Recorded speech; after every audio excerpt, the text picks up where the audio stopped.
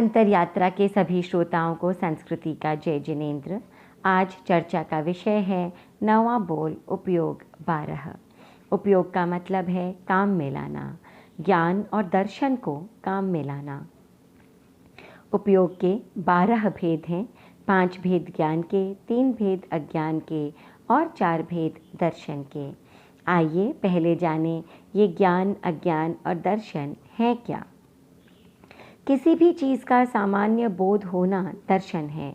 जैसे आपने एक बगीचे या गार्डन को देखा तो बगीचे को देखना या उसका दर्शन करना ये दर्शन है। अब आप उस बगीचे को विस्तार से जानते हैं, उसके फूल, पत्ते, वृक्षों के बारे में जानते हैं। यह ज्ञान है।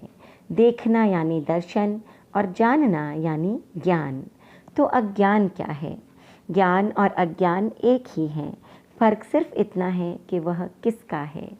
एक सम्यक दृष्टि व्यक्ति की सही नॉलेज ज्ञान कहलाती है और एक मिथ्या दृष्टि व्यक्ति की सही नॉलेज अज्ञान कहलाती है। अज्ञान मतलब गलत ज्ञान नहीं होता। दो व्यक्ति हैं, एक सम्यक दृष्टि और एक मिथ्या दृष्टि। सामने एक कुर्सी पड़ी है, दोनों में से कोई भी उसे देखता है तो वह उसका दर्शन है। अब दोनों उसके बारे में विस्तार से जानते हैं, डिटेल्स में। यह कुर्सी लकड़ी से बनी है, किसी मजबूत चीज़ से बनी है, काले रंग की है। यह सही जानकारी जब एक सम्यक दृष्टि को होती है तो ज्ञान कहलाती है, और यही सही जानकारी जब एक मिथ्या दृष्टि व्यक्ति को होती है तो अज्ञान कहलाती है। अब दोनों में से किसी को भी यह लगे कि यह एक टेबल है तो यह गलत जानकारी है। यह न ज्ञान है न अज्ञान, यह नो ज्ञान है। तो ज्ञान, अज्ञान और दर्शन। सबसे पहले जानते हैं ज्ञान के 5 भेद: मति ज्ञान, श्रुत ज्ञान, अवधि ज्ञान, मनः पर्यवग ज्ञान और केवल ज्ञान। इंद्रिय और मन की सहायता से होने वाले ज्ञान को मति ज्ञान कहते हैं। यह साधारण या सिंपल ज्ञान है। संकेत से, हाव भाव से, पढ़ लिख कर यानी अध्ययन से, प्रयत्न से, एफर्ट लगाकर जो ज्ञान प्राप्त होता है उसे श्रुत ज्ञान कहते हैं। इंद्रियों और मन की सहायता के बिना भी द्रव्यों को जाना जा सकता है। आपके आसपास न होते हुए भी आप रूपी द्रव्यों के विषय में जान सकते हैं। यह अवधि ज्ञान है। देवताओं और नारकियों में यह ज्ञान जन्म से होता है। कुछ मनुष्य और तिर्यंच की भी साधना करके इसे प्राप्त कर सकते हैं। तीर्थंकरों में माँ के गर्भ से ही अवधि ज्ञान होता है। यह ज्ञान कम ज़्यादा हो सकता है। जितना बड़ा देव उतना बड़ा अवधि ज्ञान। नारकियों में बहुत थोड़ा सा अवधि ज्ञान ही होता है। ये ज्ञान लिमिटेड होता है, इसकी सीमा होती है।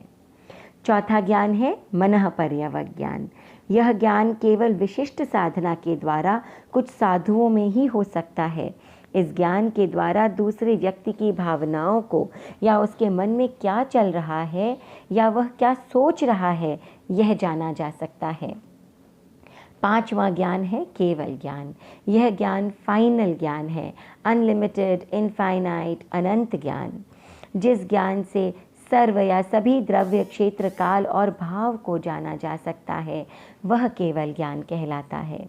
यह ज्ञान केवल ज्ञानियों में, तीर्थंकरों में और सिद्धों में होता है। तो ये थे 5 ज्ञान। अब चलते हैं अज्ञान की ओर। 3 अज्ञान हैं: मति अज्ञान, श्रुत अज्ञान और विभंग अज्ञान। अज्ञान केवल 3 ही होते हैं, क्योंकि मनः पर्यवग ज्ञान और केवल ज्ञान केवल साधुओं में होता है और साधु मिथ्या दृष्टि नहीं होते। तो 5 ज्ञान और 3 अज्ञान। दर्शन 4 प्रकार के होते हैं: चक्षु दर्शन, अचक्षु दर्शन, अवधि दर्शन और केवल दर्शन। दर्शन यानी देखना। आँख से किसी चीज़ को देखना चक्षु दर्शन कहलाता है। आँख के अलावा छूकर, महसूस करके किसी चीज़ को देखना अचक्षु दर्शन कहलाता है। इंद्रियों और मन के बिना किसी चीज़ को देखना अवधि दर्शन, और सर्वद्रव्य, क्षेत्र, काल और भाव को देखना केवल दर्शन कहलाता है। हम अगर सम्यक दृष्टि हैं तो हम में 2 ज्ञान, मति और श्रुत ज्ञान तथा 2 दर्शन, चक्षु दर्शन और अचक्षु दर्शन हैं।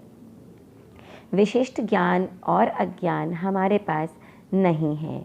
तो 5 ज्ञान, 3 अज्ञान और 4 दर्शन मिलकर होते हैं उपयोग 12। और उपयोग मतलब काम में लाना। हम जान गए हैं कि पानी में जीव है, हम समझ गए हैं कि पानी में जीव है, परंतु सीमा में या लिमिट में कम से कम पानी का इस्तेमाल करना, यह उपयोग है। हम जान गए हैं कि कड़वी बात बोलने से किसी को ठेस पहुंचती है, हम समझ भी गए हैं, परंतु कड़वी बात बोलने से बचना, कड़वी बात नहीं करना, यह उपयोग है। वास्तव में उपयोग ही धर्म है।